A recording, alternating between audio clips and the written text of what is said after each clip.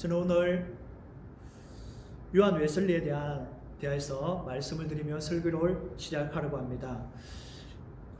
요한 웨슬리는 모든 일을 하나님의 은혜로 돌리는 단순한 마음과 사는 동안에 하나님의 일을 열심히 해야 한다는 깊은 책임감을 바탕으로 무수한 핍박을 받으면서도 감리교 운동을 발전을 시키는 큰 역할을 활동적으로 수행하였습니다. 요한 웨슬리는 임종 가까운 1970년 가을과 겨울에 걸쳐 주여 이 종으로 하여금 무익한 생활을 살지 않게 하여 주옵소서라고 기도하면서 그는 아픈 몸을 이끌고 런던과 그 근방 교회에서 전도하였습니다.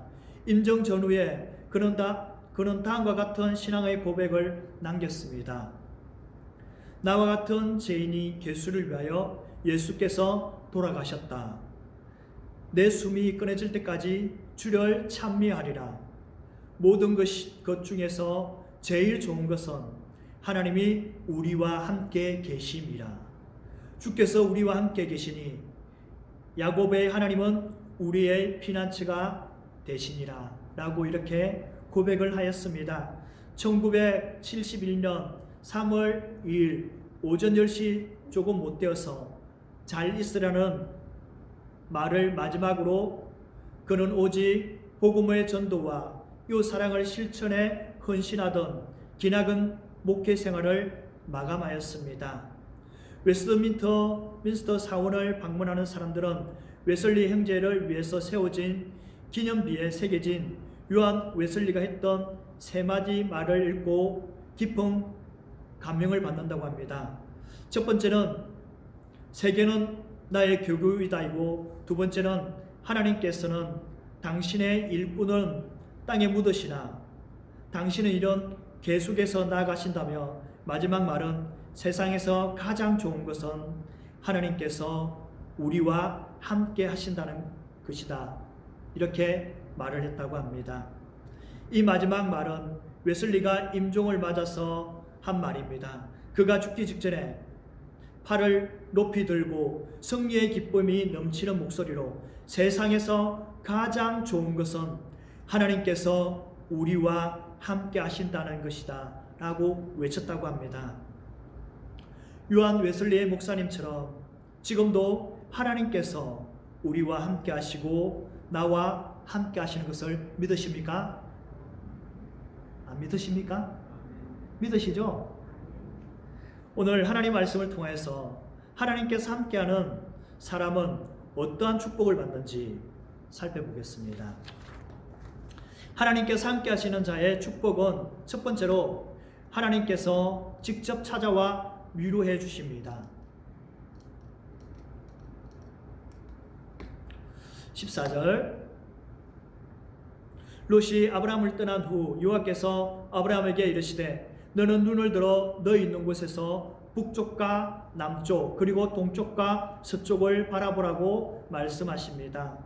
모세는 아브라함 조카 롯과 헤어진 후에 그의 마음을 달래시려고 하나님이 그에게 위로를 베풀어 주심을 언급하고 있습니다.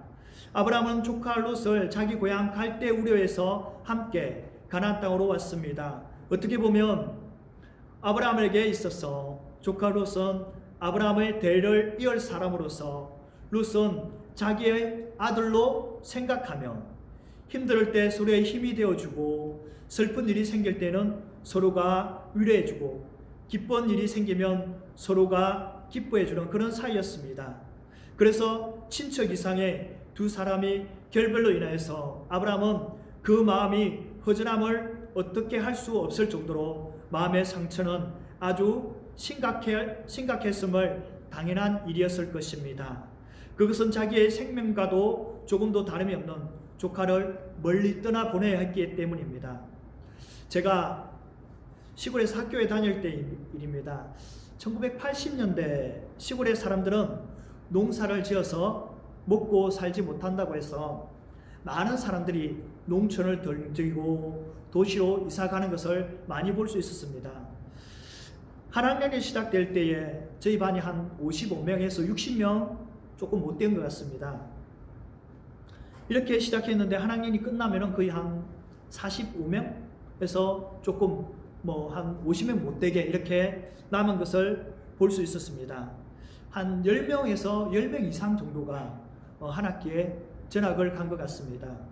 제가 다닌 학교는 대부분의 선배, 친구, 후배들이 초등학교를 졸업하고 중학교는 거의 99%가 같은 마을에 있는 학교를 가야 되기 때문에 다 알고 있습니다. 어느 집이 누구이고 또 그 사람 이름만 되면 거의 다 아는 그러한 작은 동네입니다.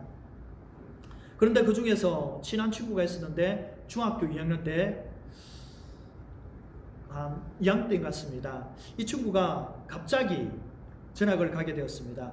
부모님이 시골에서 농사를 짓고 계셨는데 농사를 짓고는 타산이 나오지 않는다는 이유 때문에 어느 날 갑자기 이제 선생님께서 들어오시더니 그 친구 이름을 부르고 이제 전학을 간다 이렇게 소식을 듣고 저희는 작별의 인사를 하지 못하고 이 친구를 보낸 적이 있습니다.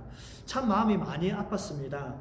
그 친구는 운동장을 가면서 우리도 슬펐지만 그 친구는 헤어진다는 그런 아픔으로 이제 머리를 숙이고 울고 있었습니다. 그래서 반 친구들이 창문을 열고 누구야 잘 가라고 소리쳤지만 이 친구는 땅만 바라보며 운동장을 빠져나가는 것을 볼 수 있었습니다. 8년 동안 초등학교 6학년 또 이제 중학교 이제 2학년 때를 빼고 이렇게 방학을 빼고는 매일같이 볼 수 있었습니다.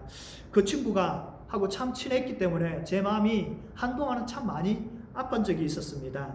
아마 아브라함 역시 조카 롯을 보내고 더 허전한 마음이 들었을 것입니다. 허전한 마음보다는 아마 그 마음이 아팠을 것입니다. 이러한 마음을 있을 때 하나님께서는 아브라함을 찾아오셨습니다. 하나님은 마치 아브라함의 상처에 약을 발라주듯이 아브라함을 찾아와서 그의 상처에 말씀으로 또 위로의 약을 발라주셨습니다.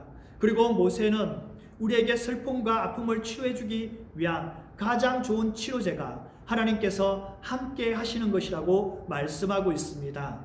하나님께서 아브라함을 찾아오셔서 위로해 주시며 눈을 들어 보라고 말씀하십니다.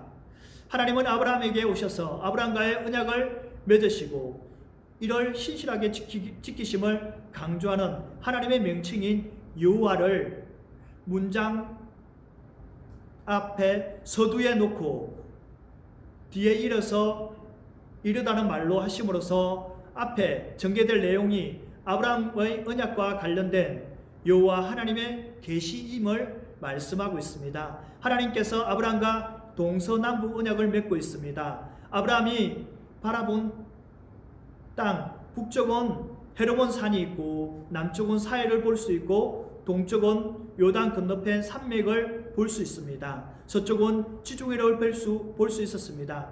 하나님께서 롯을 떠난 뒤 아브라함을 찾아와서 동서남북을 바라보며 보이는 땅을 아브라함에게 주신다고 말씀하셨습니다. 이 말씀을 듣고 있을 때에 하나님은 아브라함에게 동서남북을 땅을 아브라함과 그 자손에게 주신다고 축복을 말씀을 하셨습니다. 15절 보이는 땅을 내가 너와 내 자손에게 주리니 영원히 이리라고 말씀하십니다.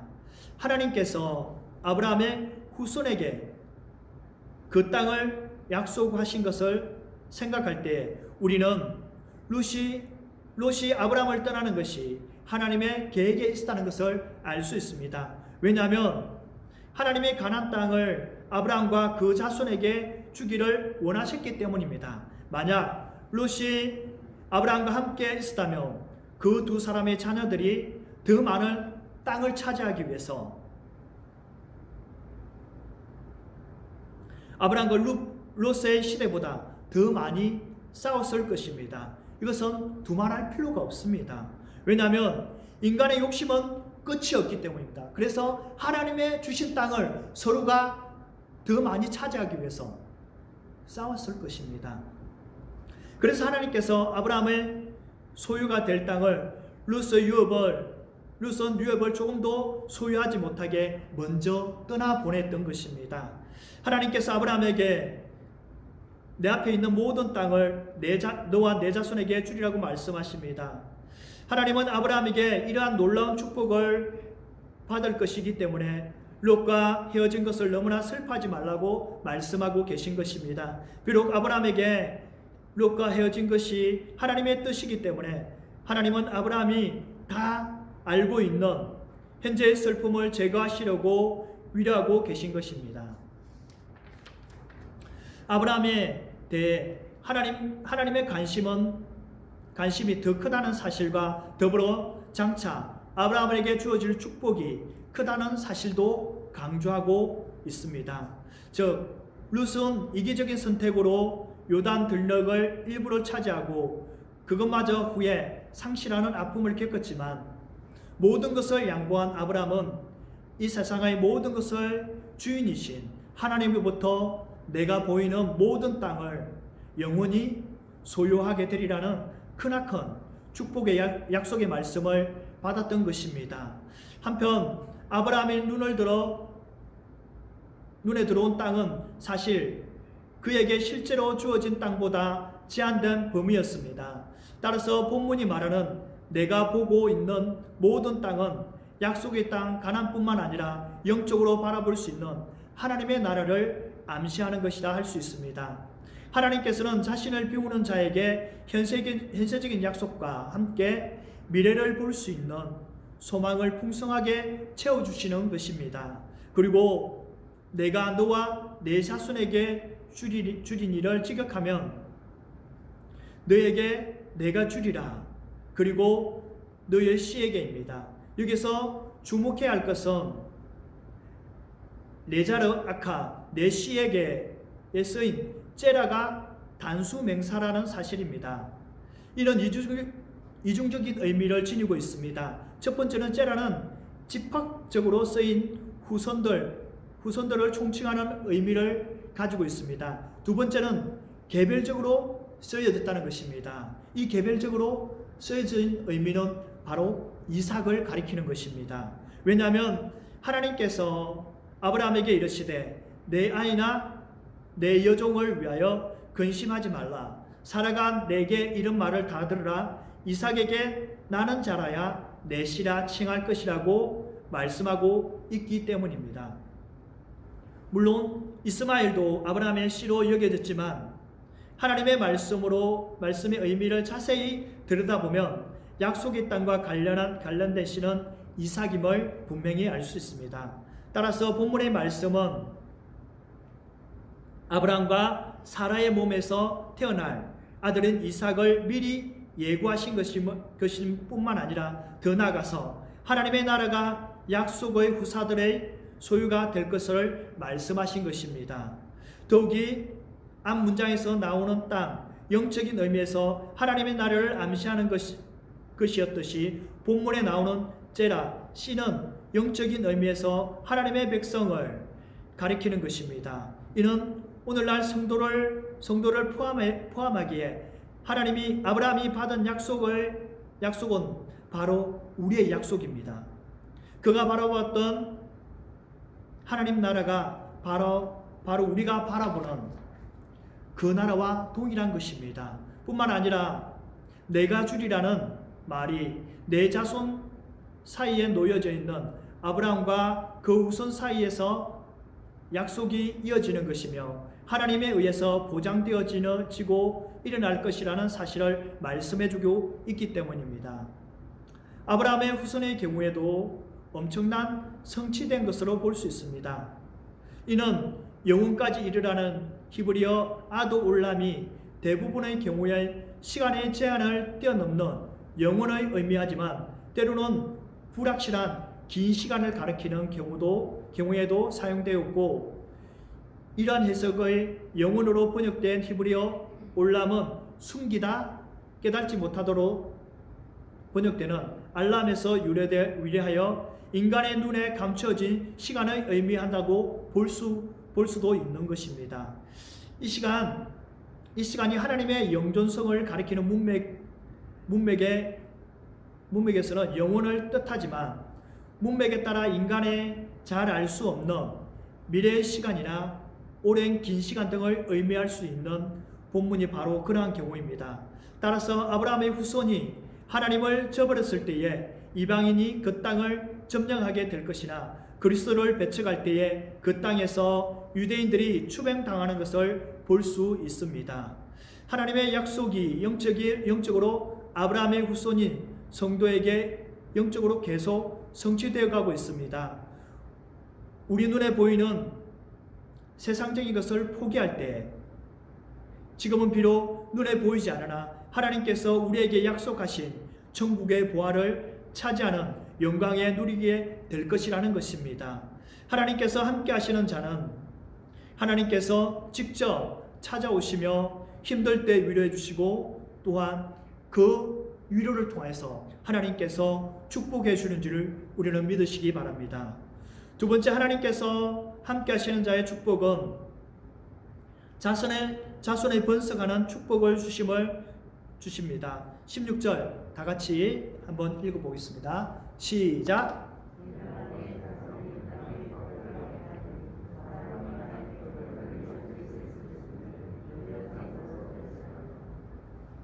아멘.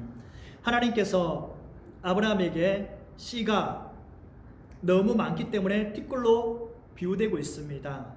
하지만 지금까지 아브라함에게 자녀가 없었으나 이제 자녀를 주시겠다는 말씀입니다.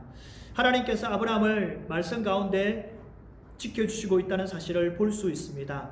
하나님께서 아브라함에게 땅에 티끌을 보라고 말씀하십니다. 히브리어 아파르는 티끌은 재, 가루, 모래라는 뜻입니다. 제가 궁금해서 한번 찾아보았습니다.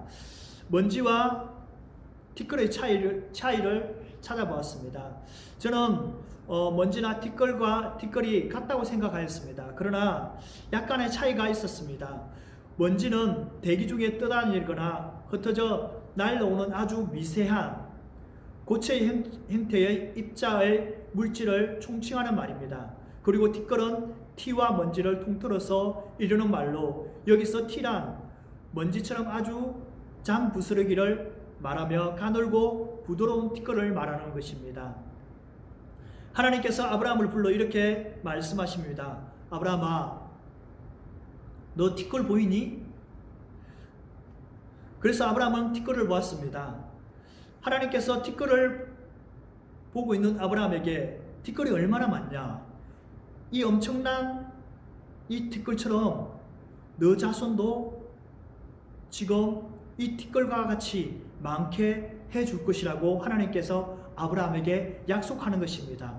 하나님께서 아브라함의 시각을 이용해서 아브라함에게 말씀하고 있는 것입니다. 사실 티끌은 인간에게 무익합니다. 그러나 하나님께서는 인간에게 필요하지 않는 아주 보잘것없는 것을 통하여 아브라함에게 약속하십니다. 우리가 바람을 불 때에 먼지나 티끌을 볼 때에 과연 셀 수가 있습니까? 인간은 셀 수가 없습니다. 셀 수가 있다 한들 너무나 많은 시간이 걸릴 것입니다. 그러나 하나님께서 이러한 티끌도 세실 수 있는 분이십니다. 그렇기 때문에 하나님께서 아브라함에게 자녀를 이렇게 많게 해주시겠다고 말씀하고 계신 것입니다. 하나님께서 아브라함에게 많은 자손을 주시는 것은 그들을 따로 구별시키며 그들과 새로운 관계를 가짐으로 그들은 하나님의 백성으로 만들겠다는 그런 의미까지 포함되고 있는 것입니다. 하나님께서 당시 아들 하나도 없었던 나이 많은 아브라함에게 그 자손을 땅의 모든 티끌과 같이 많게 하리라는 약속을 주심은 너무나 풍성한 축복의 말씀입니다. 그러나 동시에 하나님의 약속의 말씀을 믿는 믿음이 없으면 도저히 받아들일 수 없는 말씀이기도 합니다. 하나님께서 이후에 또 아브라함에게 하늘의 별과 같이 창세기 15장 5절 말씀에 표현하고 다시 한번 아브라함에게 후손에 대해서 약속을 해주시는 것을 볼 수가 있습니다. 한편 앞에서 말씀드린 것 같이 티끌과 같이 많은 자손을 주시겠다는 하나님의 약속은 풍성한 하나님의 축복인 동시에 이를 믿음으로 받아들이지 못하면 오히려 하나님을 불신하게 되는 말씀이 될 수도 있습니다. 실제로 아브라함이 하나님의 말씀을 믿고 순종했을 때에 아브라함의 후손 야곱에 통해서 야곱의 가족이 70명이 애굽으로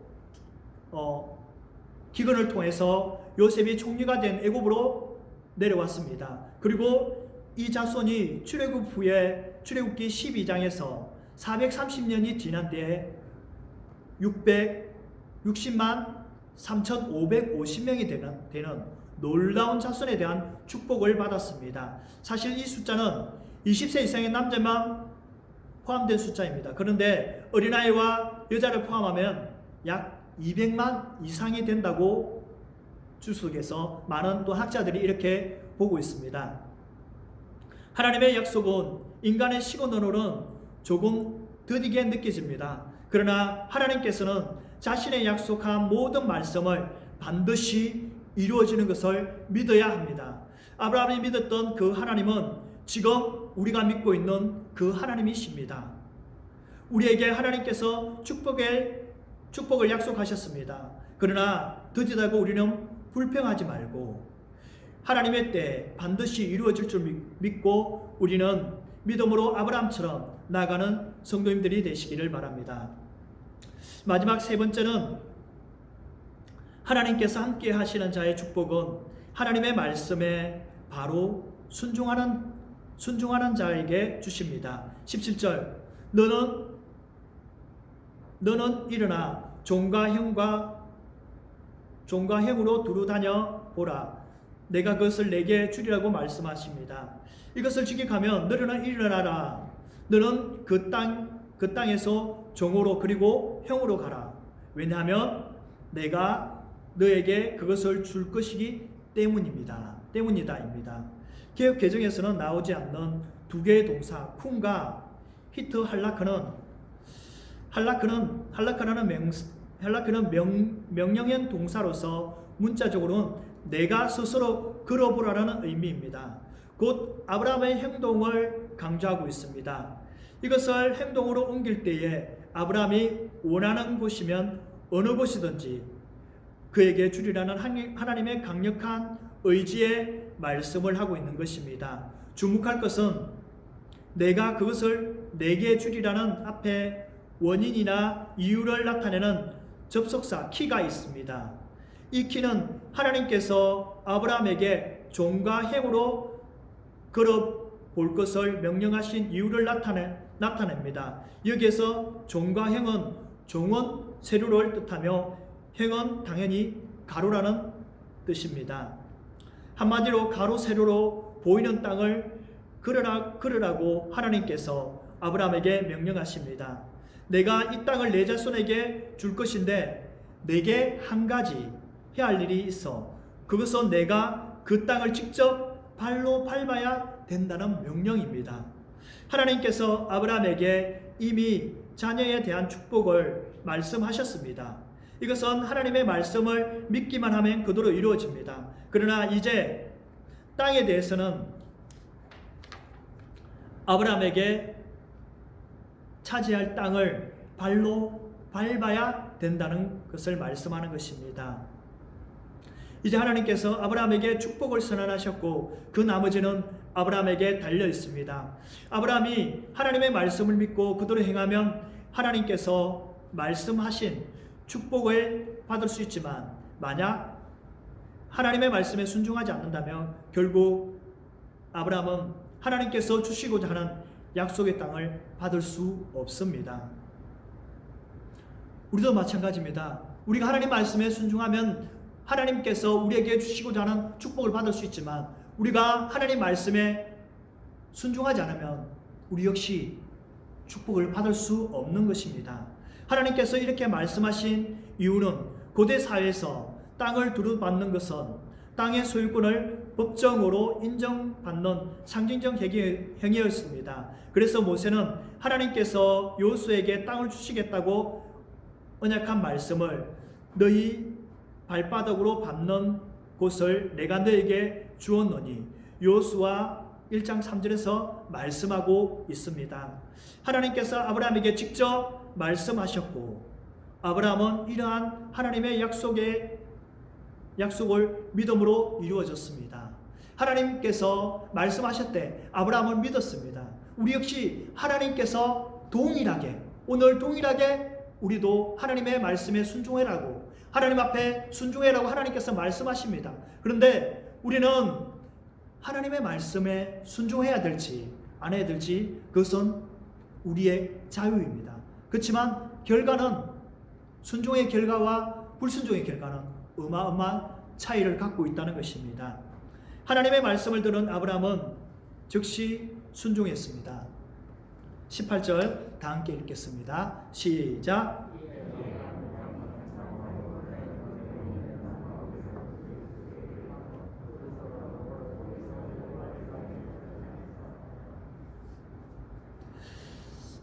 하나님께서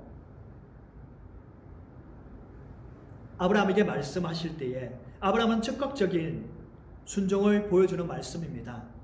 아브라함은 하나님의 말씀을 듣고 즉시 순종해서 베들에서 남쪽으로 약 48km 정도 떨어진 헤브론으로 이동하였습니다. 즉각적인 순종, 이것이 아브라함의 지닌 신앙의 특징입니다. 모세는 하나님의 새롭게 된 약속으로 생기를 찾은 거룩한 사람이 마치 단 한 번 보는 것으로 그 땅을 차지하기에 항복을 시킬 수 있다는 용기를 가지고 아브라함은 그 땅을 가로질러 행단에 갔다는 것을 말씀하고 있는 것입니다. 하나님의 말씀이 얼마나 아브라함의 용기를 주고 힘을 주었는지 볼 수 있습니다. 그것은 아브라함이 여기서 그 전에 익숙하게 들었던 하나님의 입에서 나온 어떠한 것이라도 직접 들어서가 아니라 오직 그가 슬픔 일을 당하고 있을 때에 하나님께서 아브라함에게 직접 찾아오셔서 적절하게 하나님께서 아브라함의 아픈 곳을 치료해 주시며 아브라함이 다시 하나님을 향해 집중할 수 있었고 일어설 수 있는 힘을 주셨다는 것입니다. 그리고 아브라함은 헤브론에서 장막을 치고 믿음의 사람으로서 제일 먼저 하나님께 제단을 쌓고 하나님께 감사의 표현으로 제사를 드렸습니다. 여기에서 장막과 제단이라는 용어는 아브라함의 신앙생활을 단적으로 보여주고 있습니다. 그의 장막과 제단은 하나님의 자녀로서의 삶과 헌신을 말합니다. 아브라함은 창세기 13장 1절에서 베델과 아이에서 제단을 쌓고 여호와 이름을 불렀던 것처럼 다시 헤브론으로 이주하여 가장 먼저 한 것이 하나님께 제단을 쌓고 여호와 이름을 불렀습니다. 이처럼 아브라함은 어디로 가든지 제단을 쌓고 하나님께 제사를 드리는 사람이었습니다. 오늘날 말하면 어디로 가든지 예배를 먼저 하나님 앞에 드렸다는 것입니다. 하나님께서 이 모습을 보시고 이 모습을 볼 때 얼마나 기뻤겠습니까? 이러한 모습을 하고 있는 아브라함을 하나님께서 축복하지 아니하겠습니까? 아브라함이 이렇게 할 수 있었던 이유는 아브라함은 항상 자신의 마음에 하나님께 향한 마음과 제단을 가지고 다녔다는 것입니다. 즉 항상 하나님을 바라보는 신앙이었습니다. 하나님이 함께 하시는 자에게 아브라함처럼 축복을 주십니다. 항상 무엇이든지 하나님의 영광을 생각하고 또 하나님의 은혜를 구하고 하나님 바라기를 사는 성도에게 하나님은 절대로 망하지 않게 하십니다. 그래서 하나님께서 함께 하시는 자의 축복은 하나님께서 그 모든 것을 이끌어 가시는 것입니다. 하나님께서 이끌어 가실 때에 우리의 모든 문제, 어려운 문제, 또 우리가 해결할 수 없는 모든 문제, 이런 놀라운 축복을 받는 것입니다. 이것이 하나님께서 함께 하시는 자가 받는 축복입니다. 사랑하는 성도 여러분, 우리가 아브라함처럼 온전히 하나님께서 함께 하시는 그러한 축복을 받는 우리 모든 성도님들이 되기를 바랍니다. 말씀을 정리하겠습니다. 사랑하는 성도 여러분, 시작 부분에 웨슬리에 대해서 말씀을 드렸습니다. 그는 죽음 직전에 세상에서 가장 좋은 것은 하나님께서 우리와 함께 하신다는 것이다 라고 말씀하였습니다. 하나님은 그를 의지하는 자의 참 위로자가 되십니다. 하나님은 모든 사람이 다 우리 곁을 떠난다 할지라도 우리와 함께 하시며 우리를 격려하시고 위로해 주시는 분이십니다. 아브라함은 조카 롯을 많이 의지하고 마치 자기의 자식처럼 그를 사랑하였습니다. 조카 롯을 떠나고 그 마음이 어떻게 할 수 없는 상황에 있을 때에 하나님께서는 직접 아브라함을 찾아오셔서 아브라함을 위로해 주시고 아픈 곳을 싸매어 주셨습니다. 하나님은 아브라함을 위로해 주시며 그 상처까지 어루만져 주셨고 땅에 대한 복과 자손에 대한 축복까지도 해 주셨습니다. 하나님께서 함께하는 사람은 아브라함과 같이 힘들고 어려울 때에 하나님께서 찾아오는 신앙입니다. 아브라함은 어디로 가든지 제일 먼저 한 것이 하나님께 제사를 드렸습니다. 그리고 아브라함은 하나님께서 말씀하시면 즉시 순종하는 것을 볼 수 있습니다. 일반적으로 사람이 볼 때에도 이러한 사람이 얼마나 이런 사람들을 칭찬하겠습니까? 그런데 하나님께서 이러한 사람을 볼 때에 그냥 내버려 두지 않으실 것입니다. 그래서 이러한 사람을 볼 때 하나님께서 너무나 기뻐서 정말 축복하지 않고서는 견딜 수 없는 그러한 하나님이십니다. 그래서 아브라함이 이러한 축복을 받았기 때문에 아브라함이 어디로 가든지 하나님께서 행통하게 한 것을 볼 수가 있습니다. 하나님께서 함께하는 자의 축복은 바로 이러한 축복입니다. 우리는 아브라함의 축복을 받은 것처럼 하나님께서 우리와 함께하시는 우리의 신앙이 되고 삶이 되고 또한 가정에서 또 자녀들에게 사업장에 직장에 하나님의 놀라운 축복을 받는 저와 성도님 되시기를 축원드립니다.